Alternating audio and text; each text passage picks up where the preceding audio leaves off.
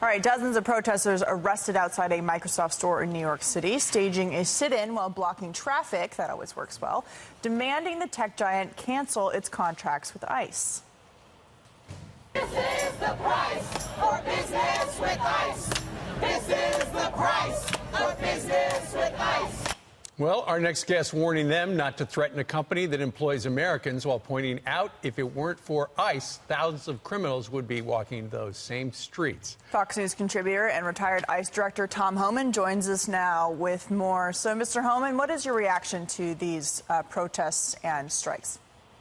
Well, I think it's ridiculous. I wish they'd read a book or study. Go to the ICE website, ice.gov, and see what ICE does. Do they really want to stop a company from helping ICE arrest thousands of child predators that prey upon children? They want to shut down an agency that have rescued thousands of children from these predators.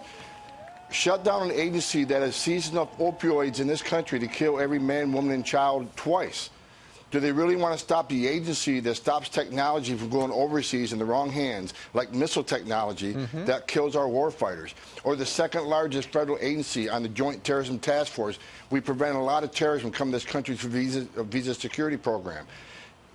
They arrested 127,000 criminals off the streets of this country last year. Not just illegal aliens, those that committed crimes against U.S. citizens. Right. And they want this company to stop working with us? Study the issue. If you want change, if you want to affect change, go to the hills of Congress and tell them to make change. But don't, this is ridiculous. Study the issue. If you study the issue, you would thank ICE rather than vilifying them. Well, Tom, I think that if you explained it to them like that, yeah, they'd say, no, we don't want criminal aliens on, here in the United States.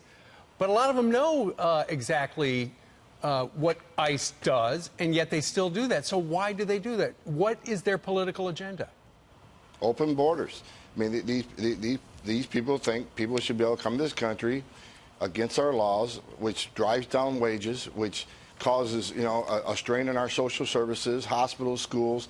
It's just, it makes no sense. I mean, the left is so far out of control on this issue, it makes zero sense to me. After 3 decades doing this, I'm amazed every time I see a report about let's shut down ICE, let's stop working with ICE, threaten companies that work with ISIS. I don't understand it, Steve. It's just, it's a world beyond me.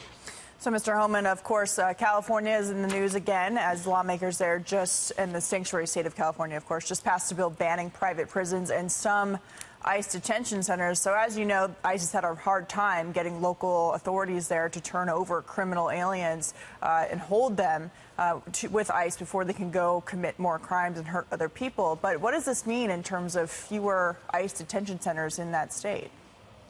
Well, it means it's going to blow up in their face. This is a pathetic attempt to shut down ICE in California, and it's not going to work.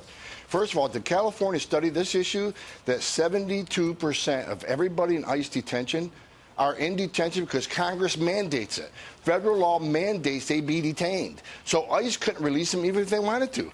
90% of everybody ICE arrests is a public safety threat with a criminal conviction or pending criminal charges. And they want to shut these facilities down, the highest detention standards in industry, much higher than the state of California's detention standards. So what are they going to accomplish? They're going to move illegal aliens that get arrested. We're going to have to move them out of state, away from their families, away from their communities, away from the NGOs and the immigration attorney network that's there, put them in a lesser facility with less detention standards. It just doesn't make sense. And they're going to cause thousands of U.S. citizens be unemployed. Well, but then, Tom, they'd be able to say, hey, look, we stood up to the federal government, and look what we did. We shut down that place here in California. At whose expense? At whose expense? The safety of the community that have criminal aliens run around, and at the expense of the illegal aliens they think they're protecting, they're putting them in a less facility out of state. They changed nothing. This is political theater, Steve. You're right. It makes absolutely zero sense. Yeah, it certainly puts a lot of Americans at risk when there are criminal aliens running around in the streets. Tom Homan, thank you so much for your perspective, as always. Well, thanks for having me.